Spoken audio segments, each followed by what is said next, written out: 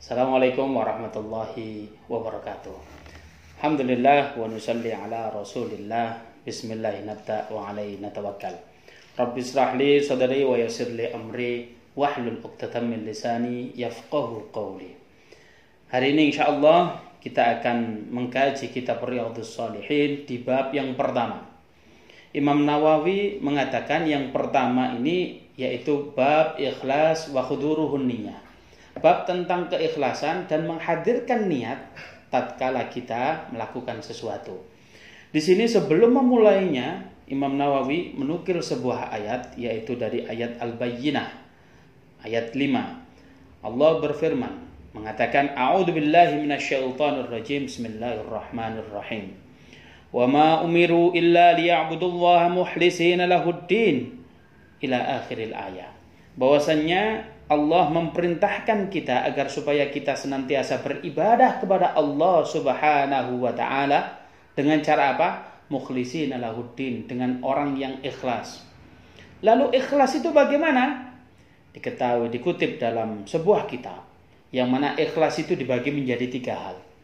Ikhlas yang pertama adalah ikhlasul awam. Apa itu ikhlasul awam? Ikhlasul awam adalah apabila orang berbuat ibadah karena Allah Subhanahu wa ta'ala, tetapi dia berharap feedback untuk urusan duniawi saja. Kita contohkan, apabila seseorang sholat duha, kemudian ditanya, kenapa engkau rajin sholat duha? Agar supaya rezeki saya banyak. Hal ini boleh apa tidak? Tentunya boleh. Tetapi dalam derajat ikhlas yang awam atau ikhlas yang rendah. Berarti kita beribadah tapi kita mengharapkan sesuatu untuk urusan duniawi, boleh hukumnya. Jadi kalau ingin rezekinya banyak, maka sholatlah duha. Yang kedua yaitu ikhlasul khas, ikhlasnya orang-orang yang khusus. Bagaimanakah ikhlasnya orang-orang yang khusus? Yaitu seseorang yang beribadah karena Allah Subhanahu wa ta'ala, tapi dia berharap feedbacknya, urusannya, yaitu urusan akhirat. Ditanya oleh teman-temannya, kenapa kamu itu senang sholat tahajud setiap malam? Karena aku biar masuk surganya Allah Subhanahu wa ta'ala. Biar aku tidak dimasukkan nerakanya Allah Subhanahu wa ta'ala. Apakah itu boleh? Boleh. Bahkan ini dikategorikan ikhlas yang orang-orang yang khusus. Bahkan sebagian di antara kita tidak bisa melakukan hal ini. Tetapi ikhlas yang ketiga adalah ikhlasul khawas. Ikhlasnya orang yang khususnya khusus. Ini bisa dilakukan hanya oleh orang-orang yang muqarrabin, para anbiya, para nabi. Bagaimana keikhlasannya? Keikhlasannya adalah barang siapa yang melakukan ibadah karena Allah Subhanahu wa ta'ala dan dia tidak mengharapkan feedback apapun dari Allah, baik itu dunia maupun akhirat, dia hanya berharap satu dari Allah, yaitu mardhatillah ataupun ridho dari Allah Subhanahu wa ta'ala. Subhanallah. Hal inilah yang diajarkan oleh Imam Nawawi di bab yang pertama. Dalam setiap beramal kita harus berikhlas. Yang kedua adalah niat. Yaitu niat ini harus diadakan di dalam setiap muslim tatkala dia beribadah. Niatnya bagaimana? Harus niat karena Allah Subhanahu wa ta'ala. Saya contohkan. Apabila ada seseorang yang jomblo tapi dia ingin sholat. Tatkala sholat ada katakanlah camer atau calon mertua. Dia sholat, tatkala dibarengi camernya, apa yang dilakukan? Sholatnya begitu khusyuk, bahkan dikhusyuk-khusyukkan. Takbirnya yang biasanya hanya biasa, maka ini dikhusyuk-khusyukkan. Tetapi kalau dia tatkala sendirian, maka sholatnya tidak jauh-jauh dari surat Al-Ikhlas, yaitu Qul huwallahu ahad. Apakah ini disebut khusyuk? Tentunya tidak. Niatnya karena Allah. Apapun, sholat dimanapun, kapanpun dia sholat, maka standarnya sama. Apabila dia senantiasa membaca surat panjang, maka panjangkan. Apabila dia surat yang dibaca itu pendek, maka ya senantiasa standar atas standaritas. Itulah kategori niat karena Allah. Bahkan apabila niat karena Allah, dicontohkan salah satunya, apabila seseorang menyembelih ayam saja, kalau dia niatnya bukan karena Allah, tidak mengucapkan Bismillahirrahmanirrahim, maka ayam tersebut hukumnya haram. Oleh karena itu, niatkanlah segala sesuatu karena Allah Subhanahu wa Ta'ala. Ternyata dua hal ini, ikhlas dan niat karena Allah Subhanahu wa Ta'ala, itu adalah syaratnya diterima amal kita. Oleh karena itu, kalau kita ingin beramal, syarat ini harus kita lakukan, yaitu dengan cara apa? Kita ikhlas dan niat karena Allah Subhanahu wa Ta'ala. Kemudian di sini kita akan membahas langsung, yaitu hadis yang pertama, hadis yang sangat terkenal. Bahkan hadis ini banyak yang menghafalnya. Hadis ini yaitu yang pertama, an Amirul Mukminin. Kita ketahui bersama, apabila kita mengatakan an, itu adalah sebuah perawi atau seseorang yang meriwayatkan pertama kalinya. Dicontohkan tatkala Rasulullah berbicara, maka perawi itu ada di situ. Siapakah yang merawikan? Di sini Amirul Mukminin, yaitu apa? Pemimpin umat muslim, pemimpin umat mukmin. Siapa? Tatkala itu bisa jadi Abu Bakar, bisa jadi Umar, bisa jadi yang lain sebagainya, para khulafaur rasyidin. Nah, di sini biasanya yang sangat terkenal di sebuah kitab yaitu an Abi Hurairah. Kita contohkan, an Abi Hurairah. Abi artinya bapak, Hurairah artinya kucing. Kalau kita lihat, apakah Rasulullah berbicara dengan bapaknya kucing? Ternyata tidak. Abu Hurairah itu adalah salah satu nama julukan sahabatnya Rasulullah SAW. Kenapa disebut bapaknya kucing? Dikarenakan dia sangat open terhadap kucing. Dia ketemu kucing di mana, dia diberi makan dan lain sebagainya. Begitu juga dengan kita. Apabila kita open terhadap anak yatim, maka kita disebut Abul Aitam atau bapaknya anak yatim. Tetapi kalau di antara kita open terhadap janda, maka disebut Abu Janda. Kurang lebih begitu. Itulah yang disebut periwayat. Dari sini hadis yang pertama ini yaitu disebut an Amirul Mukminin Abi Hafsah, yaitu bapaknya Hafsah. Umar bin Khattab. Ternyata di sini siapa yang meriwayatkan? Yaitu Umar bin Khattab radhiyallahu anhu.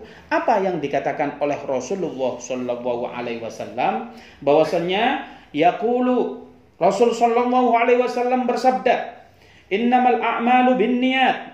Sesungguhnya segala amal, segala pekerjaan itu harus tergantung niatnya. Kalau niatnya nggak benar, maka tidak benar semuanya. Di sini dikatakan wa innama likulli imri'in ma nawa. Setiap apa yang kita lakukan tergantung niatnya di awal. Faman kana hijratuhu ilallahi wa rasulihi. Barang siapa berhijrah karena Allah dan Rasulnya. Perlu kita ketahui bersama bahwasannya hadis ini diucapkan oleh Rasulullah, oleh baginda Rasulullah tatkala Rasulullah hendak hijrah. Tetapi di sini ada fenomena yang sangat luar biasa, bahwasanya ada dua orang sahabat yang hendak ikut hijrah. Tetapi Rasulullah tahu bagaimana kualitas niatnya, apakah dia karena Allah, apa karena sesuatu. Diterangkan di sini ada dua orang. Yang pertama niatnya karena wanita. Ada seorang laki-laki yang ingin mengkhidbah atau ingin jadian dengan seorang wanita. Yang mana wanita tersebut menjawab, "Aku mohon maaf tidak mau nikah denganmu dikarenakan aku ingin hijrah dengan Rasulullah SAW. Kalau kamu ingin nikah denganku, maka kamu harus hijrah dengan Rasulullah SAW." Kemudian laki-laki ini berpikir, ya sudah, aku akan berhijrah agar supaya mendapatkan wanita tersebut. Rasulullah mengetahui bahwasanya dia berhijrah bukan karena Allah dan Rasulnya, melainkan karena wanita tersebut. Yang kedua, ada seorang pedagang. Kita ketahui bahwasanya keadaan Mekah tatkala diblokade, tatkala itu diperintahkan oleh Allah untuk hijrah. Apa yang terjadi di Mekah? Diblokade.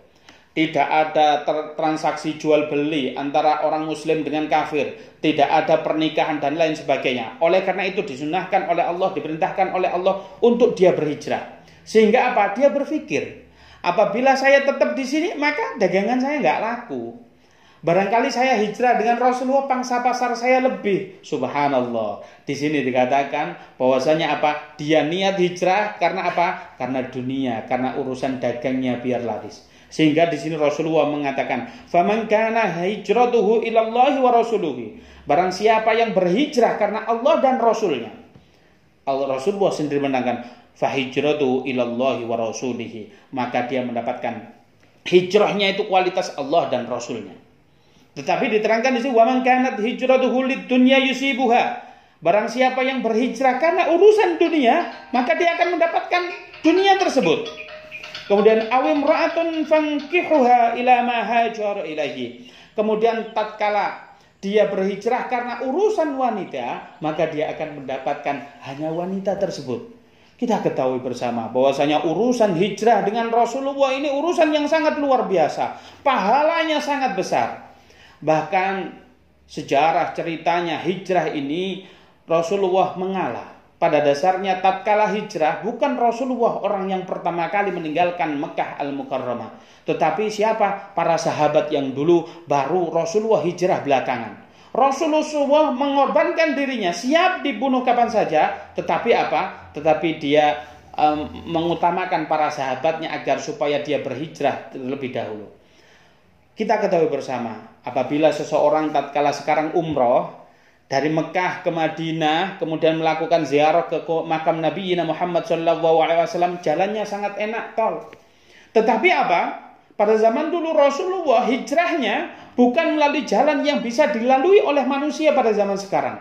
Begitu liku-likulinya Rasulullah pun tetap lakukan, karena ini apa? Merupakan perintah dari Allah Subhanahu wa taala. Bisa kita bayangkan pahalanya begitu luar biasa. Tetapi barang siapa yang berhijrah karena urusan dunia, maka dia hanya mendapatkan urusan duniawi saja. Tetapi barang siapa yang berhijrah karena urusan wanita saja, maka dia akan mendapatkan wanitanya saja. Bahkan Rasulullah SAW tatkala nyampe di Madinah Al-Munawwarah, nyampe di kota Madinah, Rasulullah disambut oleh kaum Ansor. Orang yang berhijrah dikatakan oleh Rasulullah adalah kaum Muhajirin. Orang Ansor adalah orang Madinah yang menyambut orang-orang yang datang dari kota Mekah. Bagaimana respon beliau? Bagaimana respon orang Muhajirin tatkala dia mendapatkan tamu yang luar biasa, yaitu orang Muhajirin? Luar biasa, saking cintanya mereka terhadap Rasulullah SAW. Apa yang terjadi? Semuanya yang ia miliki diberikan, apa yang dibutuhkan oleh kaum Mekah pada saat itu. Di antaranya ada beberapa sahabat menanyakan kepada sahabat, kita ketahui kalau kita hijrah itu tidak membawa apa-apa. Tanah kita yang berhektar-hektar kita tinggalkan. Tidak ada yang membawa kulkas, tidak ada yang membawa TV, semua ditinggalkan. Kalau pada saat itu ada kulkas dan TV, semua ditinggalkan. Bahkan istrinya kalau dia tidak mau hijrah pasti ditinggalkan pada saat itu. Sehingga kaum Ansor pada saat itu semuanya, di antaranya para sahabat yang mengatakan, kalau engkau ingin butuh apa, silakan kepadaku. Bahkan ada salah satu kaum Ansor mengatakan, saya memiliki istri 4, silakan pilih yang kau mau, akan kuceraikan istriku untuk engkau nikahi. Subhanallah. Hal ini semata-mata dilakukan oleh para sahabat karena apa? Karena bukti cintanya kepada Rasulullah SAW. Begitulah kronologi hijrah yang sangat luar biasa. Dikatakan oleh Rasulullah, barang siapa berhijrah karena dunia, maka dia akan mendapatkan dunia semata. Barang siapa yang berhijrah karena urusan wanita, maka dia akan mendapatkan wanita itu semata. Kemudian di sini barang siapa yang berhijrah, faman kana hijrat aw imra'atun yunkiha fa hijratuhu ila ma hajara ilaihi. Barang siapa yang berhijrah karena Allah, maka dia akan mendapatkan keberkahan dari Allah Subhanahu wa taala. Hadis ini diriwayatkan oleh muttafaqun alaih, yaitu sepakat para ahli hadis yang kita ketahui bersama. Kalau kata-kata muttafaqun alaih yaitu Imam Bukhari, Muslim, Nasai, Tirmidzi, Abu Dawud dan Ibnu Majah. Insyaallah ini pelajaran apa yang bisa kita ambil? Bahwasanya kita tetap harus ikhlas karena Allah Subhanahu wa taala. Yang kedua, harus kita niatkan karena Allah Subhanahu wa taala. Jangan kita niatkan kita aktif di medsos, kita aktif dimanapun, hanya ingin mencari nama saja.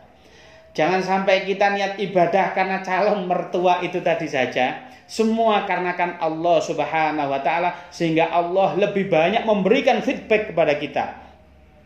Bahkan di luar harapan kita, jauh lebih besar daripada ekspektasi kita. Allah Maha tahu apa yang kita butuhkan. Itu barangkali hadis yang akan yang bisa kita kaji hari ini, yaitu hadis yang pertama. Semoga kita bisa mengambil manfaat daripada hadis yang pertama ini. Semoga kita dikategorikan orang yang ikhlas dan niatnya karena Allah Subhanahu wa taala, sehingga kita mendapatkan keberkahan dalam hidup ini. Amin ya rabbal alamin. Saya akhiri. Assalamualaikum warahmatullahi wabarakatuh.